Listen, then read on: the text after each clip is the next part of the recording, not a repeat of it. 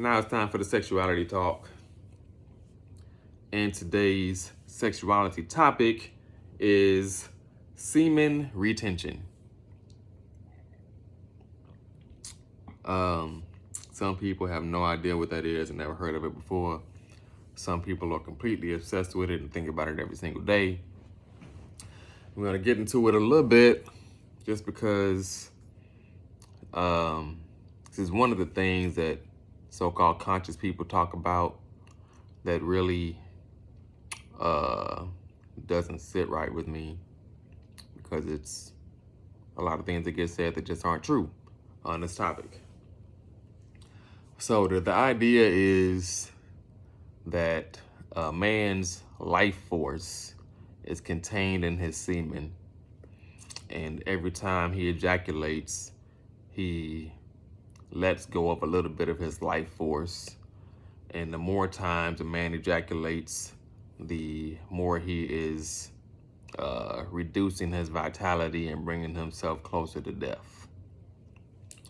This is what some people believe.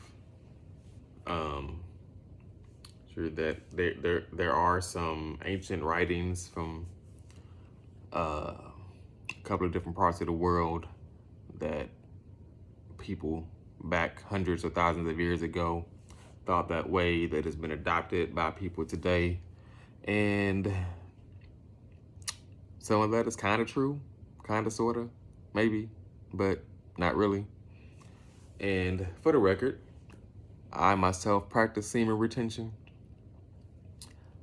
but not in the way that you will hear from some others. So I just want to clear up a couple of things dealing with actual science and things that can be known for sure through the scientific method, which a lot of people have not been taught how to properly respect. But it's another subject for another time. So some of the realness behind this is there is a relationship between semen, ejaculation, sexuality, and testosterone that is very important and really complex. So we'll just get into it. Testosterone, which is the one of the sex hormones produced by the gonads in human beings, that is, contained in the bodies of both males and females to a larger degree, or a larger testosterone to estrogen ratio in males than in females. That characterizes a lot of the mental and physical attributes of males: darker voices, more facial hair, things of that sort. Our musculature, where we hold fat, where we hold muscle, all that has to do with the amount of testosterone that we produce. And one of the many things that testosterone does is it promotes sex-seeking behavior for men and for women. And disclaimer, at this time, I am not making special effort to differentiate between the issues of gender identity and male bodies and female bodies, people with penises, people with vulvas, all that. I am using the most generally accepted language possible right now for this discussion. I'll get into all those topics at a later time. So, as well as testosterone promoting sex-seeking behavior, meaning the more testosterone you are producing, the more apt your hormones are to influence you to do behaviors that seek sex and really are seeking to have orgasm and or ejaculation. It's kind of one of the primary things that the body is interested in when it is pushing you toward trying to go have sex. And when testosterone levels rise, they tend to rise along with dopamine levels. And dopamine is a hormone that does a whole lot of different things as well. One of the primary things that it does is it makes you alert and attentive and like seeking to go do something. It drives you as opposed to making you feel complacent and satiated and like you don't need to do anything. Dopamine makes you want to get up and do something. And testosterone and dopamine tend to increase together. So there are studies on all this, and there's a particular study, and I cannot think right now of the primary researcher's name. It is etc. or something along those lines. But I just get into the information. So it has been found through studies that when men observe the act of sex, like watching pornography, their testosterone levels can witness a very small rise, like a 10% rise in increase in testosterone levels in men from the act of observing sex.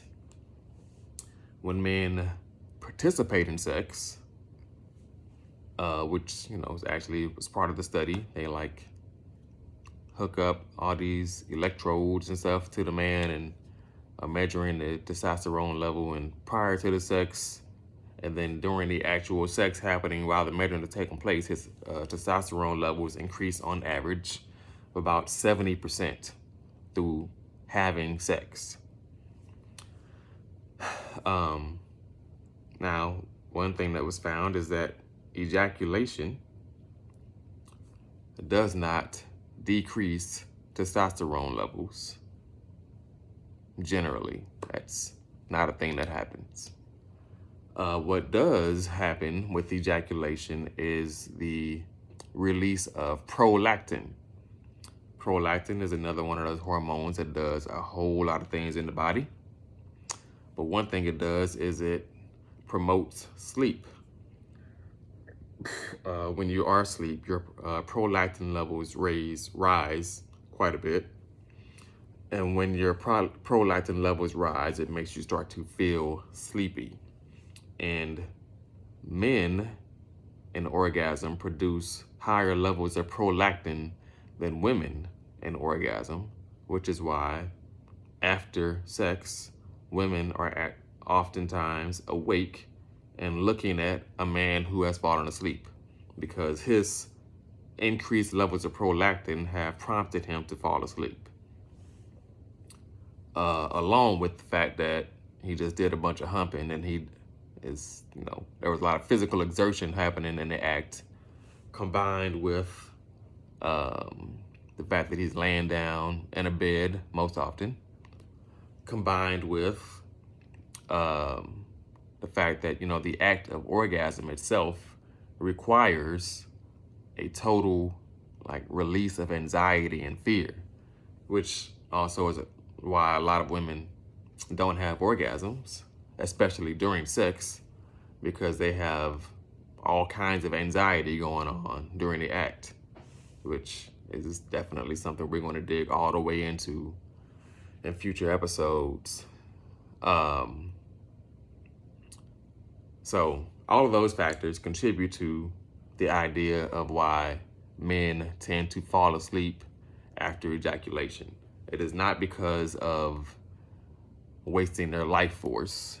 It is because of hormonal impacts of testosterone and prolactin and the interplay of those.